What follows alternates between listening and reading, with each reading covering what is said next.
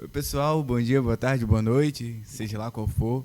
Sejam bem-vindos ao nosso podcast Direitos em Debate, em parceria com o projeto Observatório de Cidadania da Católica. Hoje a gente vai falar um pouco sobre a evasão escolar junto com a pedagoga Marciele Cardoso. Espero que vocês gostem do episódio, tem muita coisa boa aqui, sejam bem-vindos.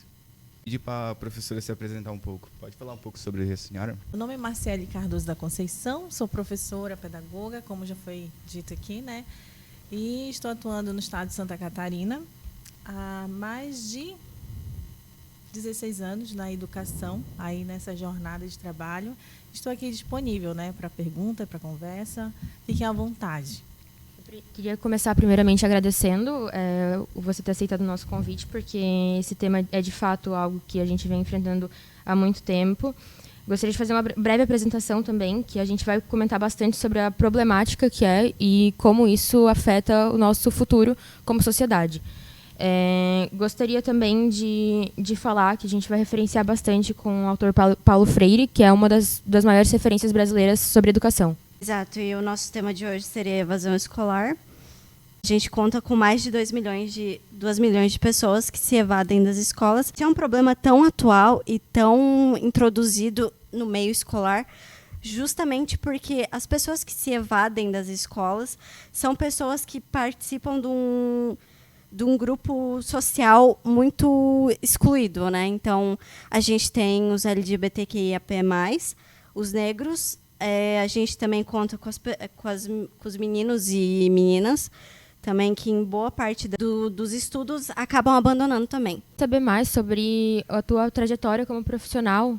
Bom, eu sou professora, comecei com os anos iniciais, né, educação infantil, e aí fui perpassando, né, pelo primeiro ano ao quinto, e coordenação, também fui cuidadora, né.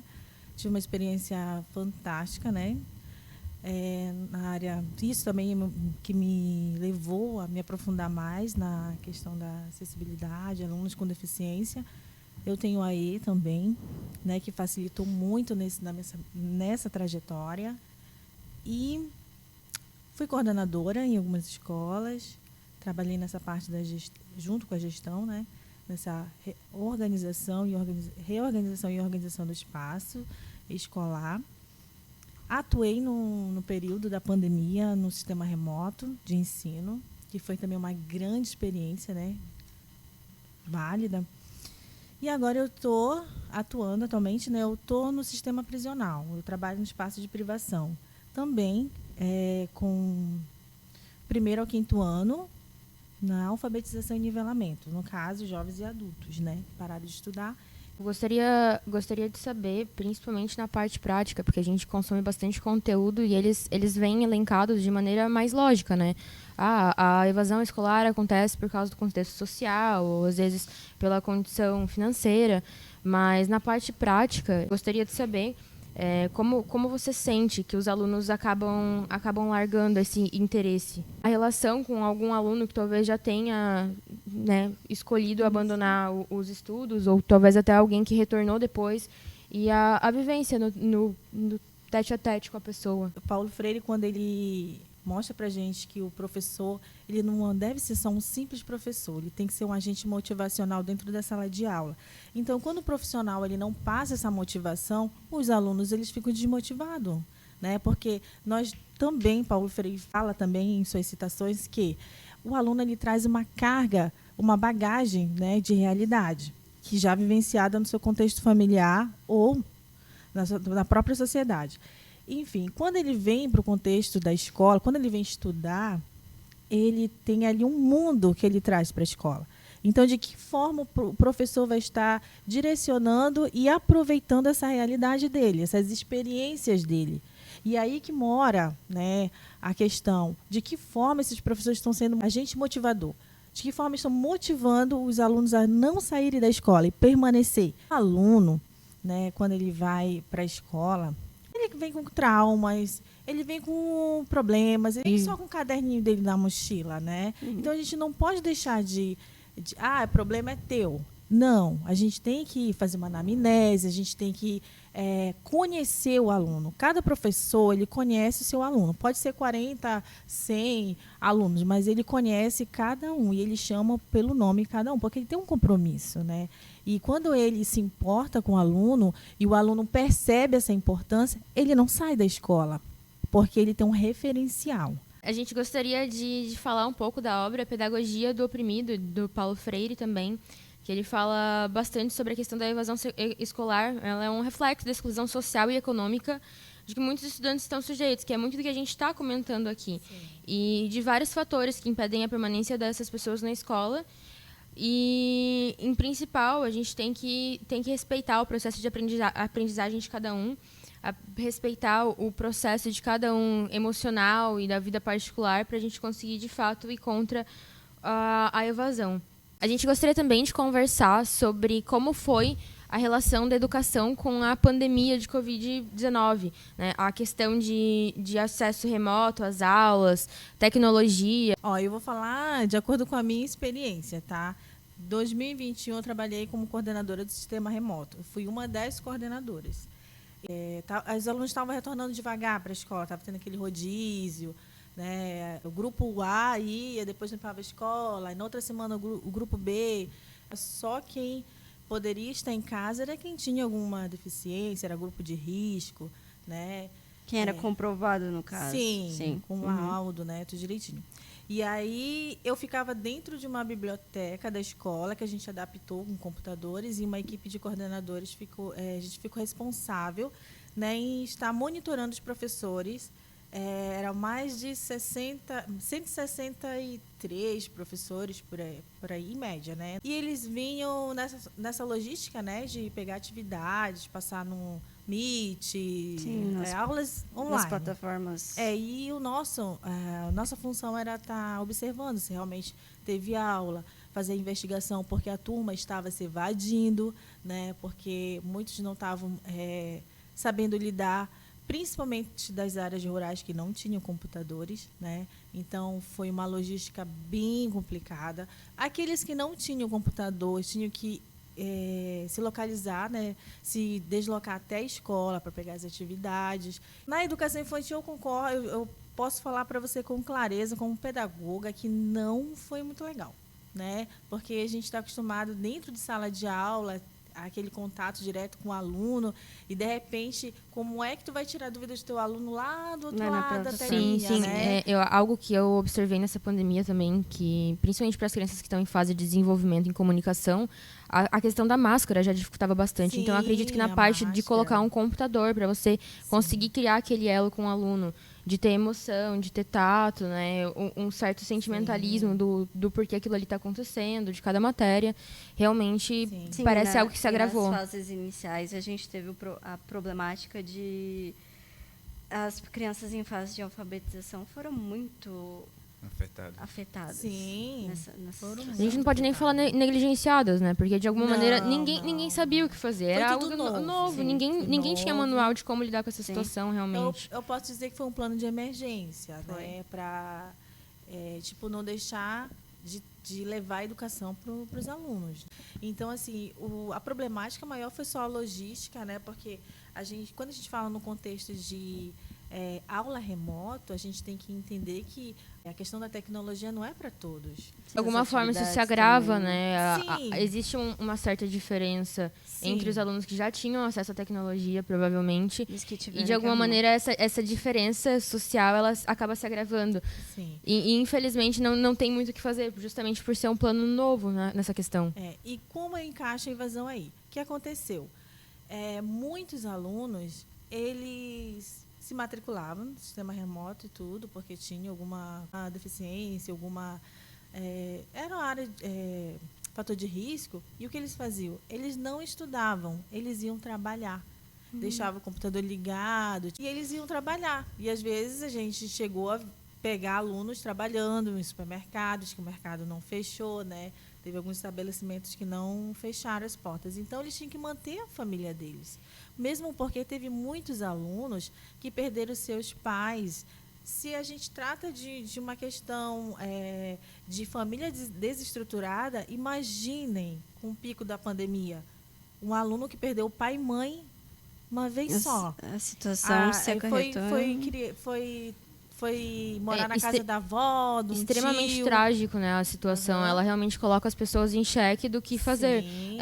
Algo que a gente também pesquisou para conversar sobre contigo é sobre a parte estrutural de como, por exemplo, existe uma certa diferença de gênero entre o abandono no ensino fundamental e no médio. No médio, principalmente, a gente observa que o gênero masculino acaba abandonando muito mais os estudos, né? Porque, de alguma maneira, eles precisam prover a casa. Sim. Ou até mesmo constituir família, né? Sim, Muitos alunos cedo, né?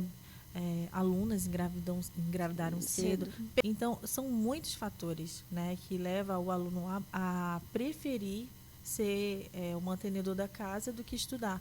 Eu não vou estudar porque eu tenho que colocar alimento para dentro de casa. A Escola Polo lá ou seja, e lá o Estado ele disponibiliza uma ajuda de custo, né? Uhum.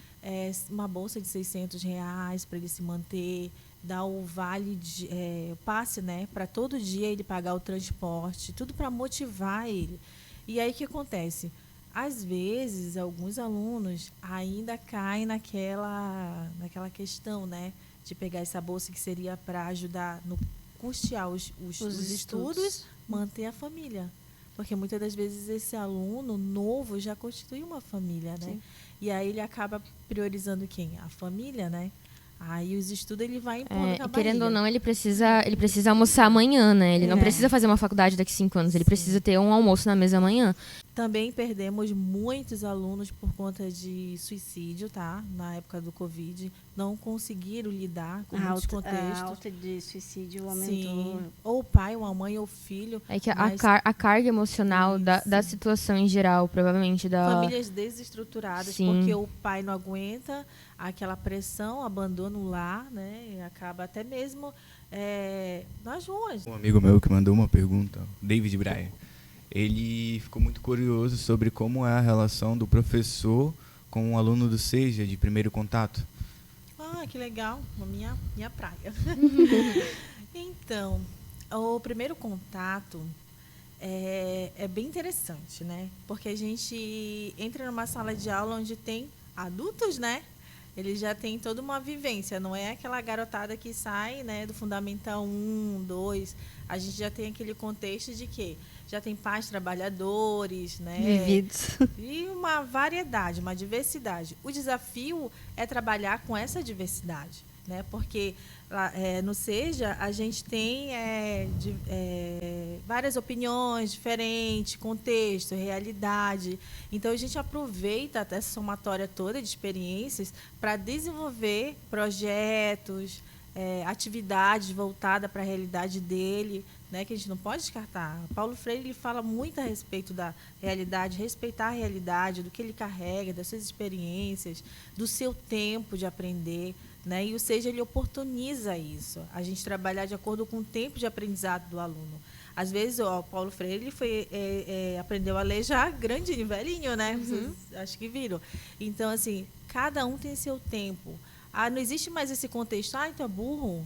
Tu não aprendeu logo? Comentários não. assim são... De certo, desculpa te Não, capaz, é que eu tô com uma pergunta aqui na ponta Sim, da língua, porque eu gostaria de saber como que funciona como que vocês procuram esses alunos ou se existe alguma estratégia para atrair essas pessoas a voltarem a finalizar o ensino médio ou de alguma maneira voltarem, né, para finalizar ali o terceirão, alguma coisa assim. Sim. E depois partirem para uma faculdade, o incentivo, como é que funciona também?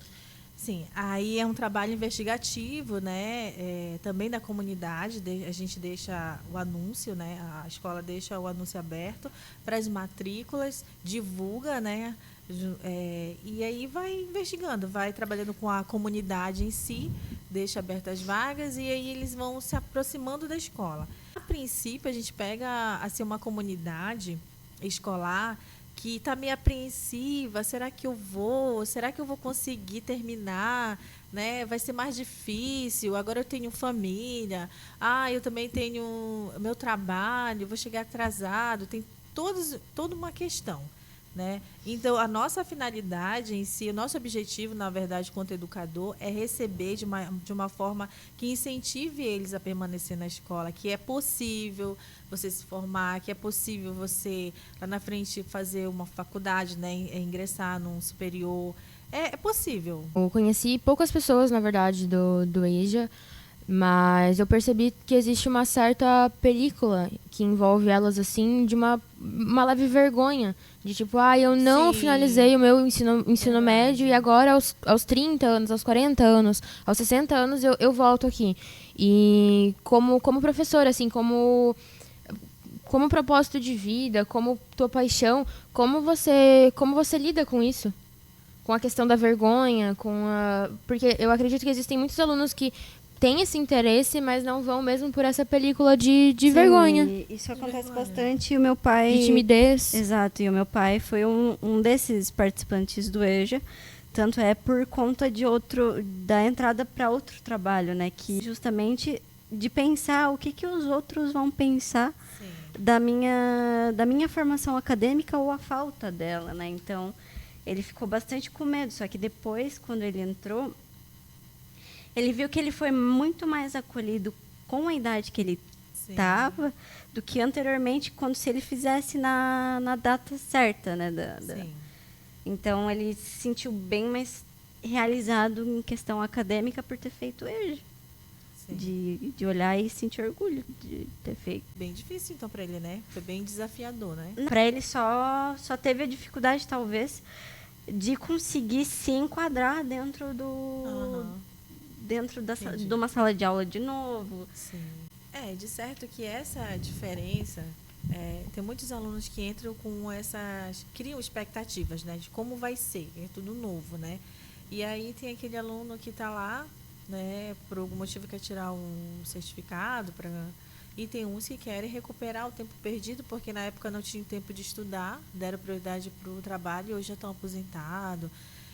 Esbarra em N situações, né, do diferencial. Mas eu acredito que vai ficar confortável, e que é o que acontece, na verdade, vai ficar confortável para todos, é a interação, de que forma vai se direcionar a atividade e os projetos trabalhados com eles. Fala em EJA, a gente sabe da dificuldade que é por conta de que tu já tem uma opinião mais do que formada, tu já é uma pessoa completa, né? E diferente do adolescente que tu tá trabalhando com ele ali, vai construindo, né? Ali tu tem experiências que eles vivenciaram que tu nunca imaginou na vida, mas que quando traz para dentro de sala de aula, o professor aproveita aquilo de uma forma que vai envolvendo todo mundo. Aí fica confortável.